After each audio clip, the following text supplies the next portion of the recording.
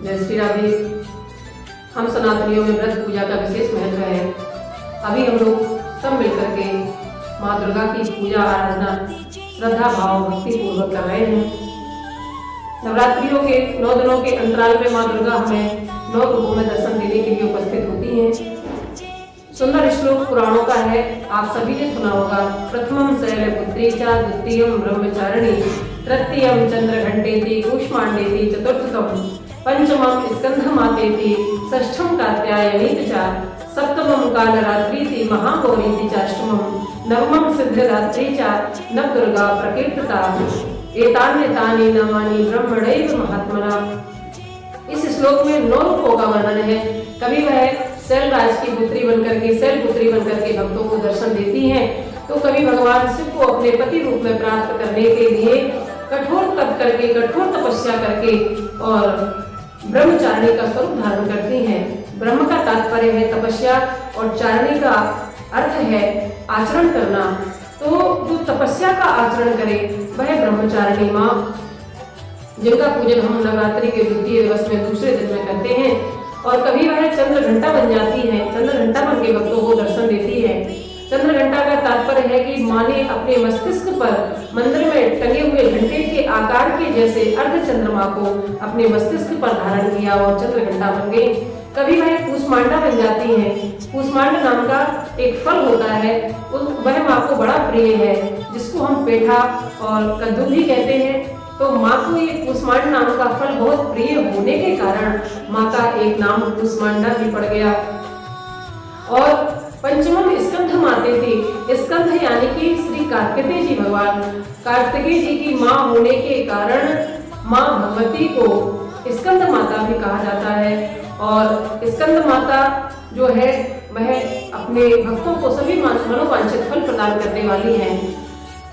पंचमम स्कंधमातेति, षष्ठम कात्यायनीति च, और छठवां स्वरूप जो माँ का है वो कात्यायनी जी का है। दिल्ली के छतरपुर में आपने विशाल मंदिर का दर्शन और माँ भगवती कात्यायनी जी का दर्शन किया होगा। तो कात्यायनी जी का जो स्वरूप है, कात्यायन नाम के एक ऋषि थे जिन्होंने कन्या को प्राप्त करने के लिए बहुत ही तप किया और तपस्या से प्रसन्न होकर के माता भगवती स्वयं कन्या के रूप में प्रकट होकर के महर्षि जी के यहाँ आई और उनका मनोरथ पूर्ण किया। इसलिए उनका नाम पड़ गया कात्यायन ऋषि की पुत्री होने के कारण कात्यायनी। और सप्तमम कालरात्रि थी, जो 7वां स्वरूप देवी माँ भगवती का है वह कालरात्रि का है। महागौरी चाष्टमम, 8वां स्वरूप माता का महागौरी महादेवी। भगवान भोलेनाथ को हम कहते हैं महादेव और उनकी ही धर्मपत्नी जो है उनका नाम महादेवी।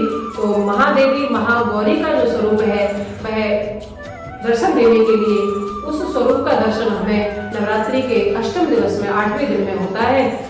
और नवमम सिद्धरात्रि च, नव दुर्गा प्रकीर्तिता, जो 9वें दिन में जिस माँ के स्वरूप का हम लोग दर्शन करते हैं वो माँ सिद्धदात्री का सुंदर स्वरूप है। तो कहने का तात्पर्य है कि माँ सिद्धदात्री जो है वह सिद्धि प्रदान करने वाली है। और जो भक्त माँ का पूजन करते हैं, उपासना करते हैं, श्रद्धा भाव से भक्ति भाव से उनकी सेवा पूजा करते हैं, माँ उनकी सभी इच्छाओं की पूर्ति के साथ साथ में सभी सिद्धियां उसको प्रदान करती है। माँ का पूजन करने से धन, ऐश्वर्य, वैभव, यश, कीर्ति, सुख, संतान और निरोगी काया इत्यादि सभी की प्राप्ति होती है।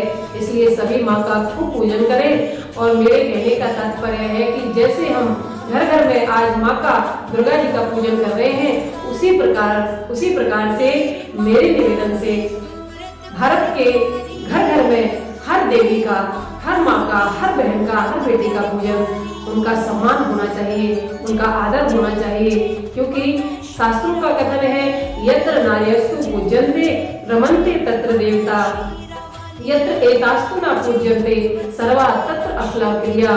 जिस घर में नारी का सम्मान है वहाँ सभी देवता निवास करते हैं, और जिस घर में नारी का सम्मान नहीं है वहाँ कोई भी देवता निवास नहीं करता, और किए गए जितने भी शुभ कर्म हैं वो फलीभूत नहीं होते। इसलिए हमें चाहिए कि घर घर में नारी का सम्मान बना रहे। यही शिक्षा हम दुर्गा पूजन करते हुए, माँ का पूजन करते हुए नवरात्रियों के माध्यम से लेंगे। सभी के लिए नवरात्रि पर्व की बहुत बहुत शुभकामनाएं। जय श्री राधे, जय श्री कृष्णा।